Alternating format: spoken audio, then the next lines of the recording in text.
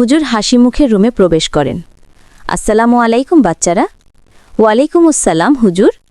সালাম হলো মুসলমানদের ভালোবাসার কথা।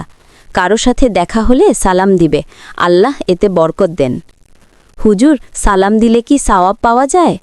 হ্যাঁ বাচ্চা, সালাম দিলে 10টি নেকি, আর সালাম ফিরিয়ে দিলে আরও 10টি। খাওয়ার আগে কি বলবে? বিসমিল্লাহ। সাব্বাস, খাবার ডান হাতে খাবে, ধীরে ধীরে খাবে। আর শেষে কি বলবে? আলহামদুলিল্লাহ। বাচ্চারা, আমাদের আম্মু আব্বু, দাদা দাদি, নানি নানু সবাইকে সম্মান করব। বন্ধুর সাথে ঝগড়া করবে না। কেউ পড়ে গেলে তাকে উঠিয়ে দেবে, কেউ কাঁদলে তাকে সান্ত্বনা দেবে। এটাই আদব। আজ আমরা শিখলাম: 1. সালামের আদব, 2. খাবারের আদব, 3. বড়দের সম্মান, 4. বন্ধুদের প্রতি দয়া।